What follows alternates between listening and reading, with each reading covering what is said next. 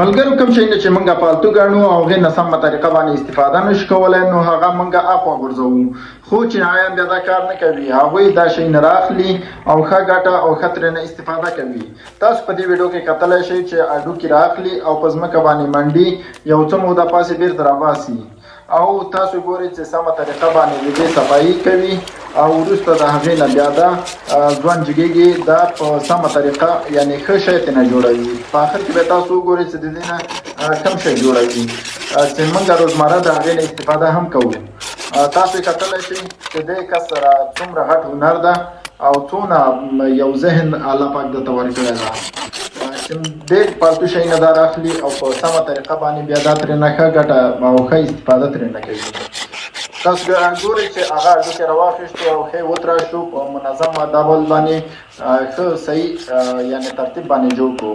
وروسته د هغې نه صفایي وکړله، تختۍ بیا راواخیستله او تختې نه هم دوه تقسیمه یعنې صفایي د هغې نو یې همداسې درته ویمه چې الله پاک درته هم د هغه هنر ورکړی ده، هم د رسامۍ هنر یې ورکړی ده، هم د نجارۍ هنر یې ورکړی ده. خو ډېر زبردسته یعنې دا ځوان ډېر تکړه ده، په دې خپل هغه کې ډېر مهارت لري. تاسو ګورئ چې کوم رسامي یې وکړله هغه په یو تخته باندې کېښودله او وروسته د هغې نه بیا دا په مختلفو ټوټو باندې تقسیم کړو او هره تخته یې بیا راواخیستله په همدې هډوکو په هغه باندې کېښودو چې کومې صفایي ورته راوستې وه. ډېر زبردست. تاسو ګورئ مهنت خواري مهمه مهنت او خواري ده. تاسو ګورئ چې ډېر مهنت او خواري دا کوي، شپه ورځ یعنې دی یو کړی ده ورته تر څو پورې دا جوړوي.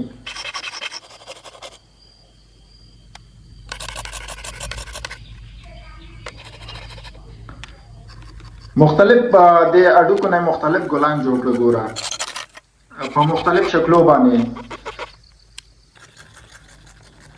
او کومه تخته چې وه هغې هم راواخیستله، هغې نه یې مینه تخته جوړه کړې ده او هغې هم یو رقم ګل یې ترېنه جوړ کړو.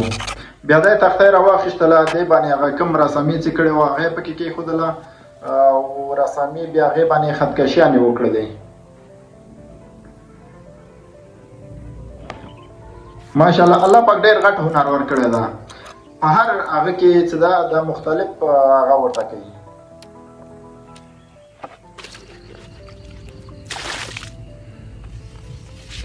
دې تختې اوس هغه کوم دوی چې ګلان جوړ کړي وو د هغه نه د هډوکو نه او یا هم د وړو تختو نه، نو هغې دپاره اوس دا ځای جوړوي او چې بیا یې دې په مابینځ کې کېږدي.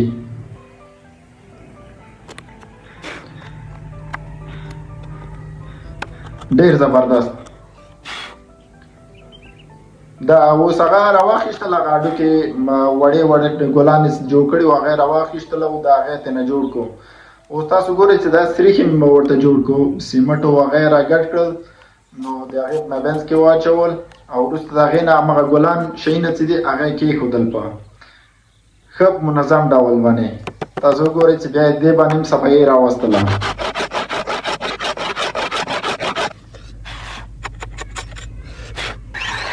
دې ته وایي هنر.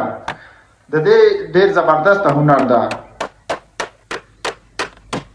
تاسو وګورئ چې د دې نه میز جوړ کړو او ډېر زبردست ډېر ښکلی میز یې ترېنه جوړ کړو.